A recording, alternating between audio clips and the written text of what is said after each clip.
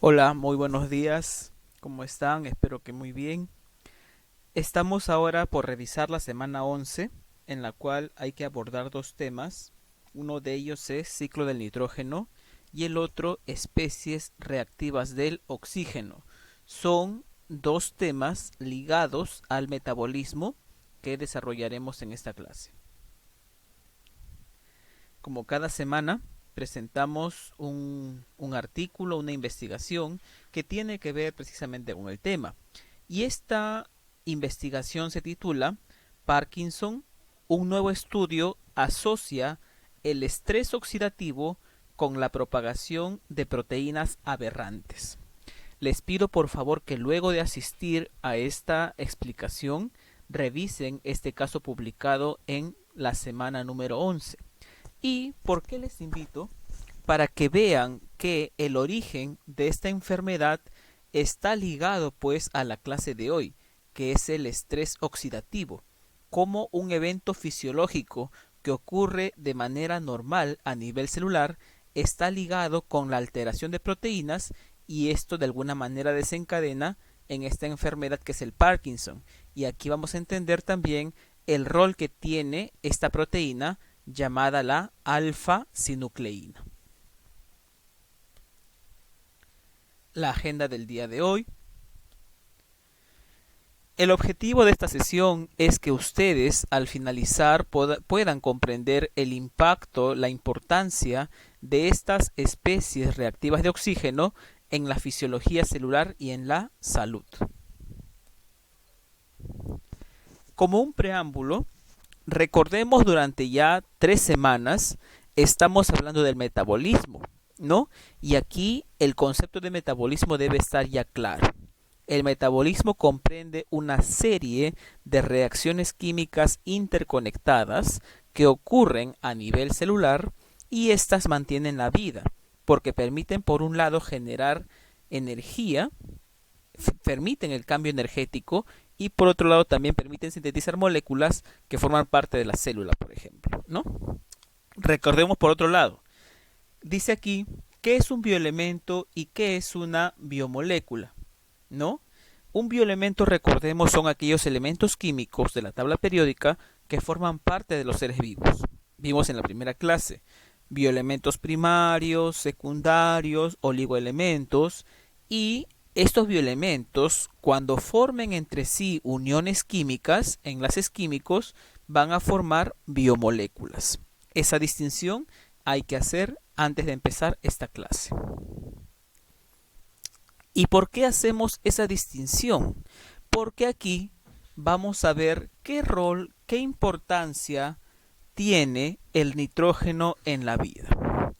Por ejemplo, cuando pensamos en el músculo corresponde a un tejido. Dentro del músculo voy a encontrar unas moléculas llamadas miocinas, ¿no? En una clase comentamos que la miocina forma parte de la contracción muscular y la miocina, que es una proteína, ojo, una molécula, la encontramos en el músculo, en las fibras musculares. Dentro de la miocina, como la miocina es una proteína, vamos a encontrar pues una cadena de aminoácidos. Y los aminoácidos también recordemos son moléculas. Y aquí, si decimos que esta es una unión de aminoácidos por enlace peptídico, si yo saco un aminoácido, voy a tener esto de aquí, la unidad. Y aquí tenemos al nitrógeno. Además también de carbonos, oxígenos, hidrógenos. Entonces, si yo pienso, estoy yendo de lo más grande, de lo más complejo, a lo más simple. Y el nitrógeno entonces forma parte de proteínas y por tanto del músculo. Es un bioelemento importante. Otra importancia en las células. Recuerden ustedes, estas fotos son fotos de células ya teñidas y dijimos también en clase que cuando yo observo una célula y observo una estructura más teñida, más oscura, sería el núcleo. Entonces esta sería una célula humana, eucariota. Y recordemos también que dentro del núcleo está el ADN, nuestro material genético. Dentro del ADN voy a encontrar los nucleótidos, que son la unidad del ADN. Un nucleótido, recordemos, está compuesto de un grupo fosfato, un azúcar que es una pentosa y también una base nitrogenada. Vuelvo a disgregar este nucleótido y obtengo aquí una base nitrogenada. Y esta base nitrogenada, pueden ver aquí, son unos anillos carbonados que tienen precisamente nitrógenos. Si aquí yo cuento, tendría 1, 2, 3, 4, 5 nitrógenos en esta base nitrogenada que es la adenina. En conclusión, también estoy encontrando aquí que el nitrógeno forma parte de una estructura química importante que es el ADN. Entonces, ahora pensemos, si el nitrógeno está ahí en estas moléculas, en estas estructuras biológicas, la pregunta es ¿cómo lo obtenemos? ¿De dónde captamos el nitrógeno? ¿De dónde proviene? Para eso tenemos que hablar del ciclo del nitrógeno. El ciclo del nitrógeno corresponde a un ciclo biogeoquímico en el cual el nitrógeno fluye de manera natural en la biosfera, ¿no? En el planeta. Entonces, algo importante que reconocer aquí en el ciclo del nitrógeno es que nosotros, los seres humanos, no somos capaces de captar directamente el nitrógeno como lo hacemos con el oxígeno, por ejemplo. Porque aquí también otro punto importante es que el nitrógeno es un gas, al igual que el oxígeno. Pero si bien es cierto, el oxígeno lo podemos asimilar directamente, no ocurre lo mismo con el nitrógeno. No tenemos esa capacidad bioquímica por la naturaleza misma del nitrógeno. Entonces, lo que ocurre aquí es que el nitrógeno a nivel ambiental va a ser transformado a formas que realmente van a ser asimiladas por el ser humano. Por ejemplo, en ese ciclo pueden ver ustedes que el nitrógeno en forma gaseosa, el nitrógeno en forma molecular, se encuentra en el aire. Ese nitrógeno, sigamos aquí la flecha, ese nitrógeno va a ser captado por bacterias que se encuentran en el suelo. Estas bacterias van a captar el nitrógeno molecular y lo que van a hacer es transformarlo químicamente a amonio en un proceso llamado amonificación, ¿no? Esas bacterias que generan ese amonio van a luego transformarlo a nitritos por otro tipo de bacterias llamadas bacterias nitrificantes. Y este nitrito se va a volver a transformar químicamente y se va a desnitrificar para transformarlo químicamente en una forma que pueda ser asimilada por las plantas. Si se dan cuenta ustedes, entonces, este gas atmosférico, que es el nitrógeno, va a sufrir una serie de reacciones químicas a fin de ser asimilado por las plantas. Y de hecho, nuestro suministro de nitrógeno entonces viene dado por el consumo de vegetales, ¿no? Es una de las fuentes importantes, las legumbres, por ejemplo. Entonces, de esa manera es que nosotros asimilamos el nitrógeno. Y otra cosa importante es que las bacterias juegan un rol importante en este ciclo. Nosotros no podríamos asimilar nitrógeno si no fuese por el trabajo previo que hacen los grupos bacterianos a nivel del suelo. Bien, eso es referente al ciclo del nitrógeno. Hablemos ahora del siguiente tema, que son las especies reactivas de oxígeno. Aquí nuevamente hay que recordar un preámbulo, ¿no? El metabolismo celular. Recordemos que las moléculas, los nutrientes, tienen que ingresar a la célula para cumplir el metabolismo. En la clase antepasada ya vimos unas animaciones, cómo es que las moléculas atraviesan la membrana celular para ingresar al citoplasma, por ejemplo. Entonces, ¿aquí qué va a ocurrir? Estos nutrientes van a ingresar a la célula y muy posiblemente lo primero que ocurra son vías catabólicas, es decir, aquellas en las cuales las moléculas complejas se degradan a unidades más pequeñas y también se genera energía y calor. Y luego, recuerden que el catabolismo se complementa con el anabolismo, en el cual a partir de estas moléculas, estas unidades, vamos a construir otras moléculas. Pueden ver aquí, ¿no? Entonces, algo importante que reconocer aquí es que estas reacciones químicas implica una ganancia y pérdida de electrones. A eso llamamos reacciones químicas redox. Cuando decimos, por ejemplo, que una molécula se ha reducido, significa que esta molécula ha ganado electrones. En cambio, cuando yo digo que una molécula se ha oxidado, es lo contrario. La oxidación implica una pérdida de electrones. Lo que ocurre es que en estas reacciones químicas suele haber transferencias de electrones, tanto de ganancia como de pérdida. Reducción y oxidación. Ahora, ¿qué es un radical de oxígeno? Un radical de oxígeno, o también llamado radical libre, es una molécula que tiene electrones libres y tiene que buscar electrones con los cuales va a complementar esa soledad, por así decirlo, ¿no? Entonces, un tipo de radical libre son las especies reactivas de oxígeno. Son aquellas moléculas que están buscando a otras moléculas para poder robarle, entre comillas, ese electrón. Ya que esta especie ROS tiene un electrón libre, tiene que buscar otros electrones en otras moléculas para ser estable.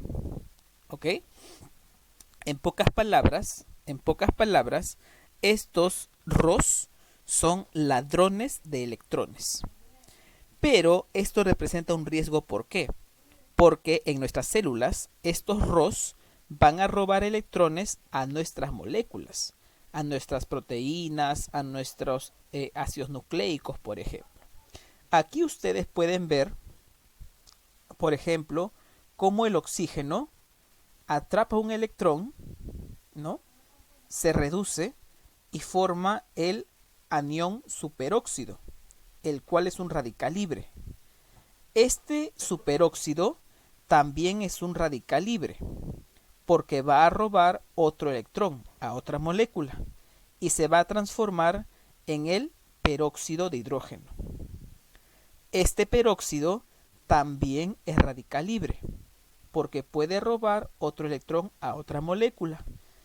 Y aquí se forma el radical hidroxilo, que también es un ROS. Este radical hidroxilo también roba un electrón y aquí se forma agua. Entonces, en este camino se están captando electrones de otras moléculas.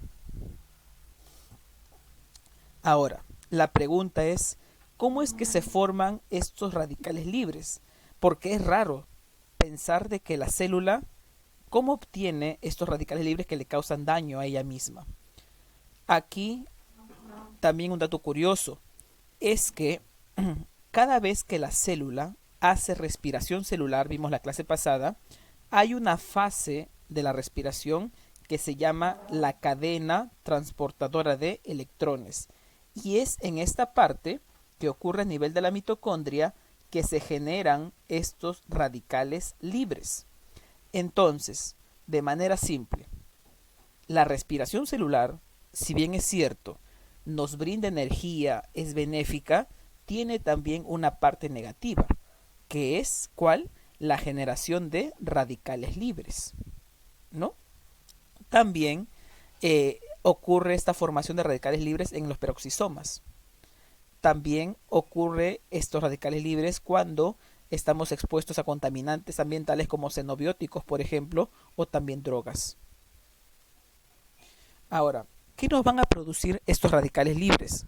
Como ya les comenté, estos radicales libres roban electrones a otras moléculas y van a dañar a nuestros lípidos, por ejemplo, van a dañar nuestras membranas, estos radicales libres, nuestros fosfolípidos, van a dañar nuestras proteínas, pueden causar que las proteínas se fragmenten, se rompan o se agreguen. Y esto justamente es lo que ocurre en el Parkinson. En el Parkinson, en el caso, van a ver que estos radicales libres dañan, alteran nuestras proteínas.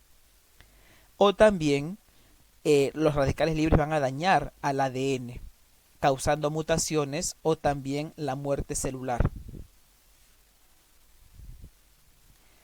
Pero nuestras células están preparadas para contrarrestar este efecto y para eso tienen una forma de defensas que son las enzimas. Nuestras células, dado que están expuestas a este daño por radicales libres, tienen enzimas capaces de transformar a estos radicales libres. Por ejemplo, cuando tenemos el anión superóxido, tenemos una enzima llamada superóxido dismutasa, la cual transforma este superóxido en peróxido de hidrógeno. Y aquí participa otras enzimas como la catalasa o la glutatión peroxidasa, las cuales transforman a este peróxido de hidrógeno en agua. Si se dan cuenta entonces, gracias a las enzimas estamos transformando a estos radicales libres en una molécula benéfica, que es el agua. Aquí tenemos una esquematización en la cual tenemos pues el metabolismo a nivel de la célula y también aquí los radicales libres, ¿no? Aquí está el peróxido, por ejemplo, por aquí es el peróxido, y aquí tenemos a las enzimas que participan a nivel de la mitocondria y también en el citoplasma. Por ejemplo, aquí tengo a la catalasa, tengo a la superóxido dismutasa 2, superóxido 1, ¿no? Superóxido 3, por ejemplo, ¿no? Entonces, aquí vamos a ver que en el metabolismo de la célula se generan radicales libres, sí, aquí están radicales libres, pero también la célula tiene la capacidad de transformar esos radicales libres gracias a enzimas en compuestos benéficos. Como miren aquí tenemos agua y oxígeno. De hecho, estos compuestos químicos, estas enzimas, actualmente vienen siendo usadas por las industrias farmacéuticas para generar, por ejemplo, compuestos antiedad. ¿Y esto por qué? Porque se sabe que los radicales libres forman parte del proceso de envejecimiento. Cada vez que respiramos, nos vamos oxidando. Se generan radicales libres y nos vamos envejeciendo. Entonces, dicho de alguna manera práctica, respirar nos envejece indirectamente.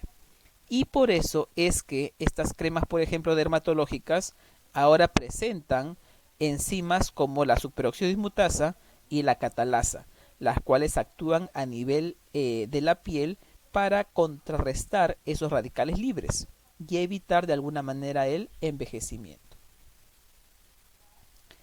Pero también con la dieta podemos ingerir antioxidantes, ¿no? Estos antioxidantes lo que van a hacer es neutralizar el efecto de esos radicales libres. Unas moléculas que se reconocen con efecto antioxidante, efecto neutralizante de radicales libres, son los polifenoles, los cuales encontramos, por ejemplo, aquí tenemos catequinas presentes en el té verde, citroflavonoides que están en cítricos, como los arándanos, por ejemplo, y los taninos que están en el vino. De hecho, en la clase de hoy trabajaremos una lectura en la cual veremos el efecto benéfico del vino. Y las vitaminas tanto E como C tienen también un poder antioxidante, ¿no? Entonces, de esta manera también podemos con la dieta contrarrestar este efecto negativo que tienen los radicales libres. Muchas gracias.